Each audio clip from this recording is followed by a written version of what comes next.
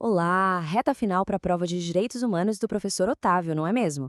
Bom, essa análise aqui foi preparada para ajudar a gente a focar nos tópicos que são essenciais, aqueles que com certeza vão garantir uma ótima nota. Então é bom pegar o caderno, se preparar para anotar e vamos começar.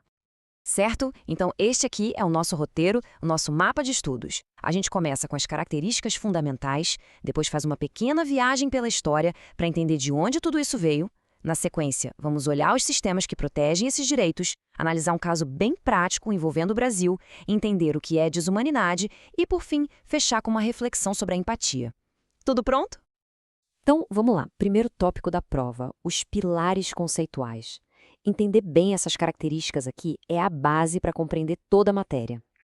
A pergunta que o professor Otávio com certeza vai fazer é essa.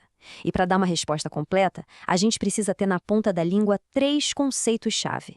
Eles são a base de tudo. Vamos ver o primeiro. A primeira característica é a historicidade. O que isso significa? Significa que os direitos humanos não apareceram do nada, não caíram do céu. Pelo contrário, eles foram conquistados, são fruto de muita luta, de muito debate ao longo da história. E é justamente por isso que existe o princípio da proibição do retrocesso. Ou seja, uma vez que um direito é reconhecido, não dá para voltar atrás. Agora, a segunda característica, universalidade. A ideia aqui é bem simples, mas ao mesmo tempo muito poderosa. Esses direitos pertencem a todas as pessoas, não importa onde elas estejam, simplesmente pelo fato de serem humanas. Não faz diferença a nacionalidade, a etnia, a religião, nada. A nossa humanidade comum é o que garante essa proteção. E, por fim, a irrenunciabilidade. Sabe, uma pessoa não pode simplesmente chegar e dizer: eu abro mão da minha dignidade. Não funciona assim. Esses direitos são tão fundamentais que são, na verdade, inseparáveis da gente. E o Estado? O Estado tem o dever, a obrigação de proteger essa dignidade, mesmo que a própria pessoa, no momento de desespero, tente renunciar a ela. Ok, agora a gente sai um pouco da teoria e mergulha na história. A segunda parte da prova com certeza vai cobrar isso aqui: os documentos que construíram a base dos direitos que conhecemos hoje. E olha, essa jornada foi longa, viu? Começou lá em 1215, com a Carta Magna, na Inglaterra, que basicamente disse que até o rei precisa obedecer à lei. Depois, em 1679, o Habeas Corpus Act veio para proteger as pessoas de prisões arbitrárias. Em 1689, a Bill of Rights limitou ainda mais o poder do monarca, consolidando de vez a ideia de um governo constitucional. Bom, da história a gente dá um salto para a arquitetura moderna de proteção. Como é que a comunidade internacional se organiza para garantir que aquelas conquistas históricas sejam de fato respeitadas hoje em dia? A resposta para isso está no sistema da ONU. Essa é a terceira pergunta-chave da nossa avaliação. Qual é a estrutura que foi criada para fiscalizar e proteger os direitos humanos no mundo todo? O sistema da ONU pode parecer complexo, mas a gente pode quebrar ele em 4 partes principais para ficar mais fácil de entender. A lógica é mais ou menos a seguinte: tudo começa com os tratados. São os compromissos legais que os países assinam. Aí, para garantir que esses tratados sejam cumpridos, existem os comitês de monitoramento. Se aparecem problemas, o Conselho de Direitos Humanos, que é formado por vários países, pode investigar. E para coordenar tudo isso, existe o Alto Comissariado. Juntos, eles formam uma espécie de rede de segurança global.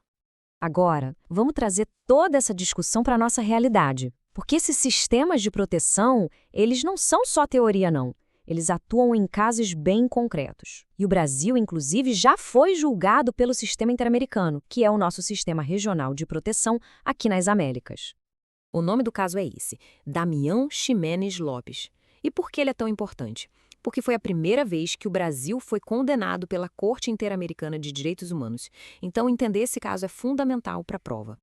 Os fatos são bem trágicos. Damião Ximenes Lopes foi internado para um tratamento de saúde mental numa clínica que era ligada ao SUS, ou seja, ele estava sob a responsabilidade do Estado. E apenas 3 dias depois, ele foi morto por tortura e maus-tratos justamente no lugar que deveria protegê-lo.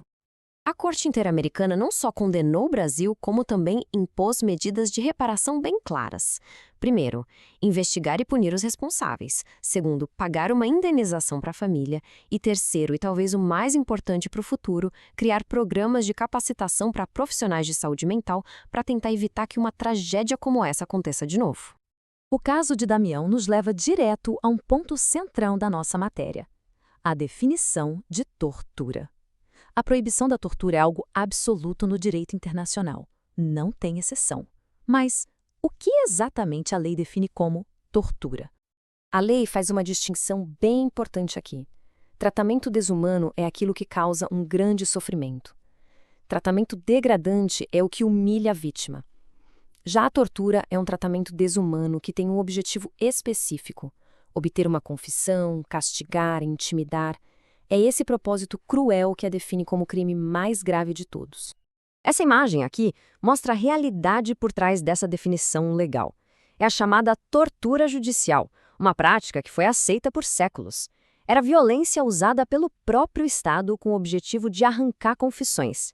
É exatamente contra isso que o direito moderno se levanta de forma absoluta. Isso tudo nos leva à nossa reflexão final.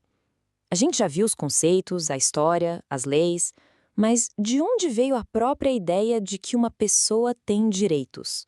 A historiadora Lynn Hunt tem uma resposta fascinante para essa pergunta. A pergunta que ela nos propõe é a seguinte: e se os direitos humanos não fossem uma verdade da natureza descoberta como a lei da gravidade, mas sim algo que a humanidade inventou num momento bem específico da história? Para entender essa invenção, vamos olhar essa cena. Durante séculos, execuções públicas eram espetáculos de poder do Estado. Só que lá no século XVIII, alguma coisa mudou.